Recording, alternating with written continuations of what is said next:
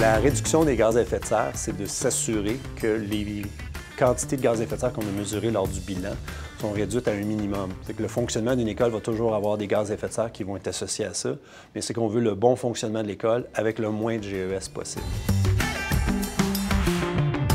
Bien, des exemples concrets qu'on a fait ici à l'école et qui pourraient se faire facilement dans d'autres écoles aussi, c'est exemple au niveau des photocopies. Parce qu'on ne se le cachera pas, dans une école, il y a beaucoup de papier.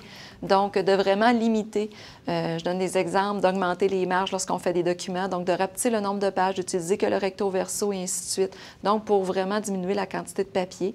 C'est sûr et certain que nous, en tant que collègues, en tant qu'enseignants, dans les pigeonniers, on ne se passe plus du courrier papier non plus, on y va par courriel. Donc, de vraiment essayer d'aller bonifier là, ces solutions-là. Dans le fond, électricité zéro, c'est on enlève tout ce qui est l'électricité. Dans le fond, on débranche les TNI, on débranche les micro-ondes, on débranche les ordinateurs. Puis, dans le fond, ça va nous aider à économiser de l'énergie qu'on aurait pu consommer dans la journée. Si je prends l'exemple de l'électricité zéro, puis qu'on regarde les enseignants, le personnel enseignant, non enseignant dans l'école, rapidement, tout de suite, ils disent aux élèves « c'est quand la journée électricité zéro », puis ils sont vraiment partants, puis ils ont hâte. Une autre des actions pour réduire la quantité de gaz à effet de serre, c'est la construction d'un mur solaire.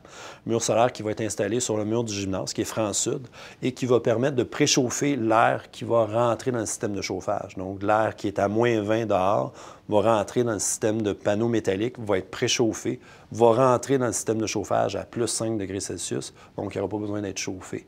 Donc, de cette façon-là, on est capable de réduire de 2 tonnes de gaz à effet de serre par année. Au niveau du transport, je pense qu'on a beaucoup de choses à faire concernant la réduction.